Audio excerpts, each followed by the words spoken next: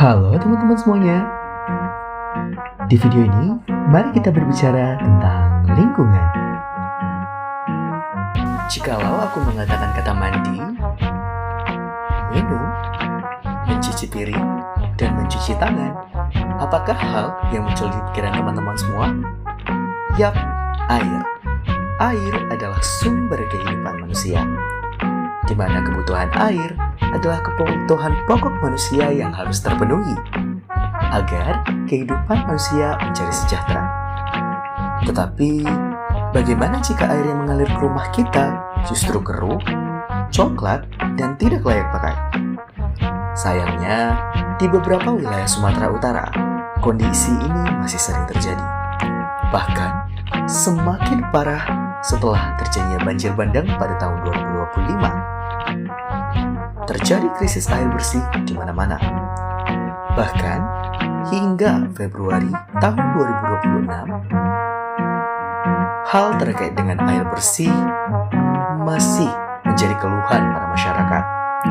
Masyarakat setempat terus mengeluhkan terkait dengan keruhnya air yang mereka terima dari perusahaan daerah air minum atau PDAM di daerah Sumatera Utara. Pihak PDAM sendiri mengatakan jikalau mereka kini tengah mencari solusi tentang permasalahan air bersih yang ada di Sumatera Utara. Namun tentu, dalam pencarian solusi ini memerlukan waktu yang kita tidak tahu berapa lama. Bisa beberapa hari, minggu, bulan, bahkan hingga tahun. Maka daripada itu, selagi menunggu solusi dari pihak yang berwenang, para masyarakat juga harus melakukan sesuatu agar mereka mendapatkan air yang bersih. Kenapa air bisa keruh? Kenapa partikel kecil yang berada di dalam air tidak mau mengendap? Dan bagaimana cara kita untuk dapat menjernihkan air?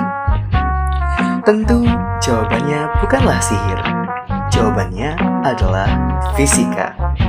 Ya, ilmu fisika yang selama ini hanya kita pelajari di sekolah, yang penuh dengan rumus dan membuat kita pusing, ternyata bisa membantu kita mencernihkan air dan menyelamatkan keluarga kita dari krisis air bersih.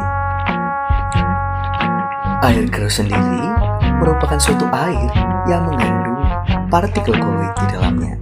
Partikel koloid ini dapat berupa lumpur yang sangat halus, bahan organik, ataupun partikel-partikel lainnya, di mana secara fisika ukurannya sangat kecil, bisa berukuran nanometer hingga mikrometer.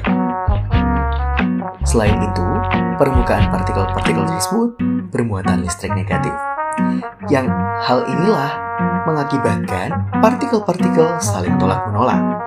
Akibat adanya gaya tolak-menolak ini, partikel tidak dapat mendekat, tidak dapat menggumpal, yang akhirnya tidak dapat mengendap di bawah air. Maka, secara fisika, kita dapat menyelesaikan hal tersebut. Pertama, kita dapat memanfaatkan prinsip elektrostatik, lebih tepatnya adalah hukum Coulomb. Penerapannya sendiri dapat kita lakukan dengan melarutkan aluminium sulfat ke dalam air yang keruh, di mana ketika aluminium sulfat dilarutkan dalam air, ia akan terionisasi menjadi ion 2Al3+ dan 3SO42-. Nah, ion Al3+ yang menjadi kata kunci di sini. Seperti penjelasan sebelumnya, partikel-partikel lumpur yang berada dalam air keruh bermuatan negatif. Maka, ion Al3+ akan mendekat kepada partikel-partikel tersebut dikarenakan adanya gaya tarik elektrostatik yang didasarkan pada hukum Coulomb. Ketika muatan yang berlawanan akan saling tarik-menarik. Ketika ion Al3+ menempel di permukaan partikel, maka awalnya partikel yang bermuatan negatif akan menjadi netral, sehingga gaya tolak antar partikel melemah dan akhirnya partikel dapat saling mendekat. Dengan menetralnya muatan yang ada pada permukaan partikel, Akhirnya, partikel bisa saling bersentuhan, yang akhirnya akan menyatu membentuk suatu gumpalan besar. Sehingga, berdasarkan dengan hukum Stokes yang menyatakan bahwa kecepatan endapan sebanding dengan kuadrat jari-jarinya, yang artinya semakin besar suatu gumpalan, maka akan semakin cepat pula ia mengendap. Sehingga pengendapan partikel-partikel akhirnya dapat dilakukan dengan cepat. Seperti yang dikatakan tadi, dengan menggunakan prinsip fisika, kita dapat mempercepat proses pengendapan.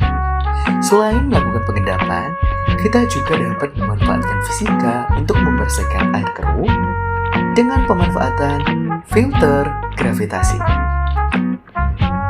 Filter gravitasi ini dapat kita lakukan setelah kita melakukan proses pengendapan agar air semakin bersih.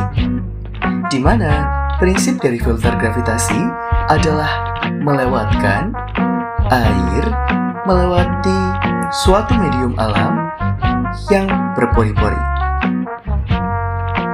di mana lapisan-lapisan tersebut terbagi atas beberapa lapisan. Lapisan kerikil, tanah, pasir kasar, pasir halus, arang aktif, dan terakhir, kain ataupun kapas penyaring. Prinsip fisika yang digunakan pada filter gravitasi itu terdapat pada gaya gesek dan viskositas, kemudian juga ada prinsip absorpsi fisik, dan terakhir adalah prinsip mekanik fisik. Tentu, ketika air mengalir, baik itu di antara butiran pasir, di antara kerikil, maupun di kain penyaring, akan terjadi gesekan, sehingga energi kinetik berkurang, dan akhirnya kecepatan aliran akan menurun. Kecepatan aliran yang diperlambat ini memberi waktu partikel untuk dapat terperangkap. Nah, bagaimanakah cara partikel tersebut dapat tertangkap? Hal tersebut dijelaskan oleh penyaringan mekanik atau mekanik fisik, di mana tentu partikel yang ukurannya lebih besar dari pori-pori akan mengalami penahanan. Itulah kenapa dimulai dari kerikil terlebih dahulu. Ketika air melewati kerikil, akan tertahan beberapa partikel. Kemudian partikel yang lebih kecil lagi tertahan di tanah.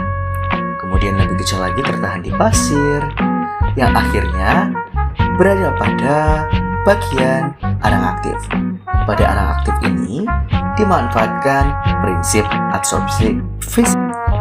Pada akhirnya, air sampai pada lapisan terakhir, yakni kain ataupun kapas penyaring.